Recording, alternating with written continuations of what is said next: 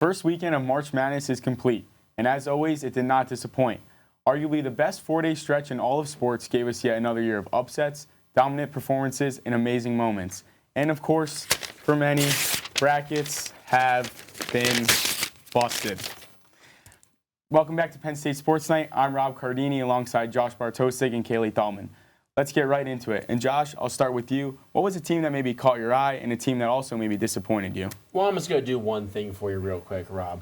The Wolfpack. That's right. Everyone doubted them coming into this tournament. They had to win 5 games in 5 days against Syracuse, Louisville, Duke, Virginia, UNC to even get to this point. They did so, got the 11th seed, and had to face a really tough defensive team in Texas Tech. They did that, upset them pretty handily, had a great game from Ben Middlebrooks, had a great game in that one. Mohamed Diarra, another game, a great game as well. And then they go on and beat not necessarily a favorite team, but a team that everyone was looking as a favorite to make the Sweet 16, Oakland, who we'll get into a little bit later, a great three-point shooting team. But Kevin Keatts is a guy who, head coach for NC State, was on the hot seat. It was pretty much guaranteed to get fired before the ACC tournament started. Now he has a guaranteed 2-year extension, and maybe even a statue if this run keeps up. But this team is playing so well, and a lot of it's due to that big man right there, DJ Burns. He had a double-double in their win over Oakland in overtime. He's the first player for NC State since 1985 to have a 20-point double-double, and that was by Lorenzo Charles, who was the guy that won the NCAA tournament for them the year prior to that. So a lot of shades in 1983 right now for NC State. They had to win the ACC tournament to get in,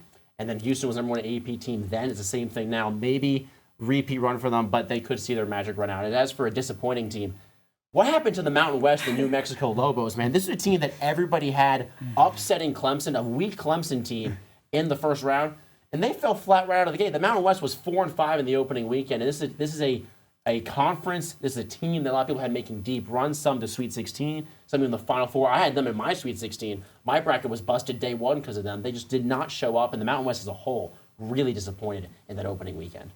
And look, Josh, I'm not a fan of agreeing with you ever. But I will agree with you on this. NC State is quite the team to be reckoned with because they have just put on a show so far. And I think they may continue to do so. But I'm going to go over to the Duke Blue Devils. And look, okay, I'm sick of hearing Duke's name, just like everybody else is sick of hearing Duke's name. But I think coming into March Madness this year, they didn't have high expectations. They're a 4 seed, so I'm not saying they're any kind of underdog, because they're not. But people did doubt them, especially against their most recent matchup with JMU.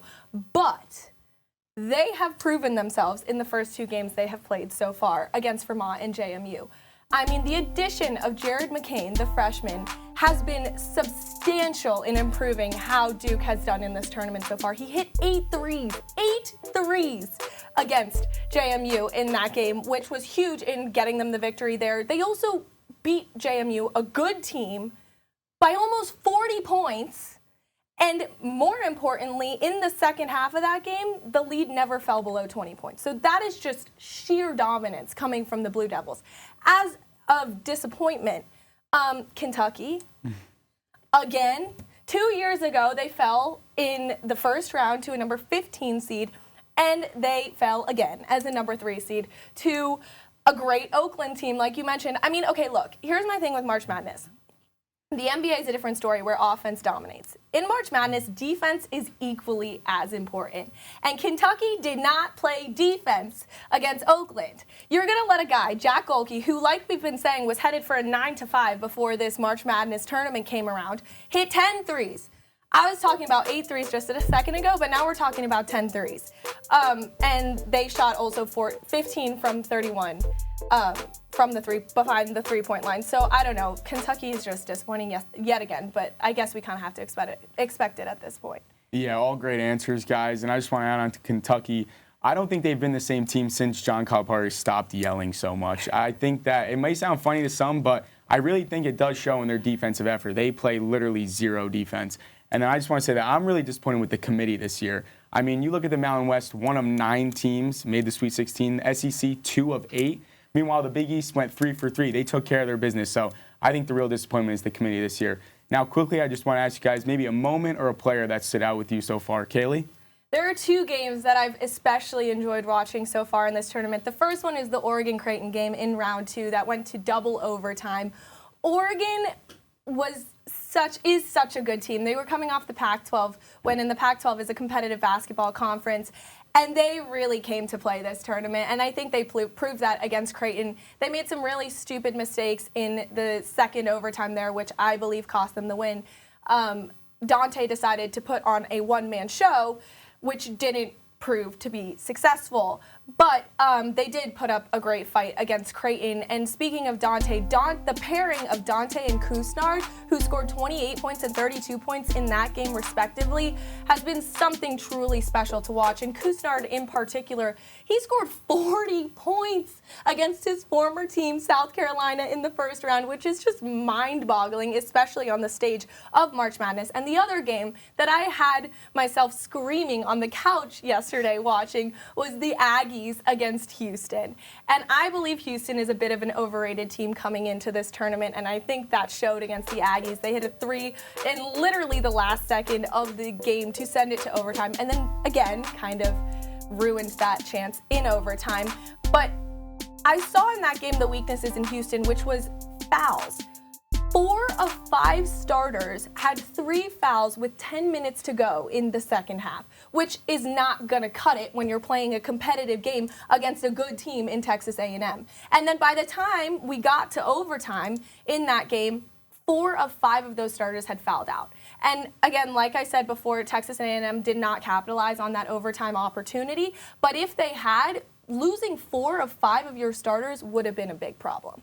Yeah, I mean, it was a really scary moment there for Houston. A lot of people whose brackets picked Houston. I'm going to talk about one man in particular. You kind of mentioned him. Jack Golke, we talked about it. This dude was on his way to selling car insurance about 4 days ago. Now he may have locked himself up an NBA contract. He hit 10 threes against Kentucky, 30-something points. This year has been so weird for this guy. He's taken over 350 shots. Only 8 of them have not been from beyond the arc, and he's made about 40% of them. He's ridiculous. Every time he touched the ball in Pittsburgh, the entire arena was amazed by him, and he was taking the most ridiculous shots, and they were going in. It almost looked like he was a video game character out there. So sucks to see Oakland's run end so short. They're into a great team like NC State that's playing really well as well. But I think if Oakland had played any other team in the round of 32, this man particularly would have led them to the Sweet 16. Yeah, the 3-ball has absolutely been flying in this tournament. It seems like that kid that wore 30 at Davidson really changed the game.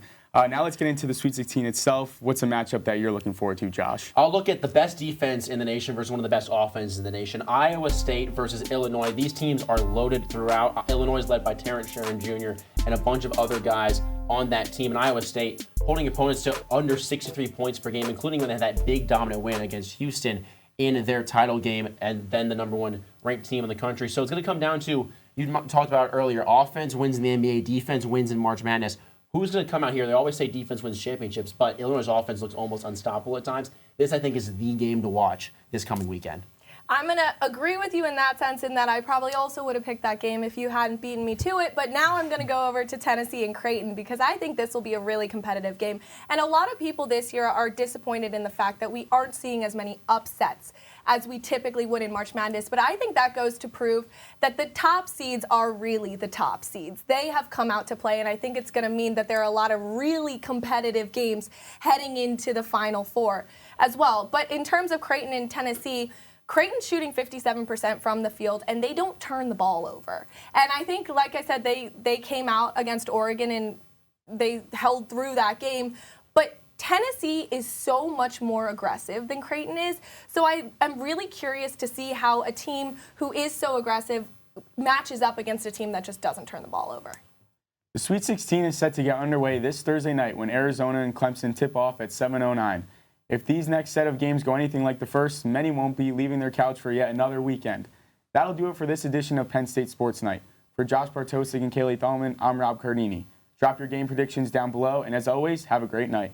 Hey everybody, thanks for tuning into this edition of Penn State Sports Night. For more content like this, be sure to subscribe to our YouTube channel, give us a like, and follow our socials down below. And as always, we are Penn State Sports Night.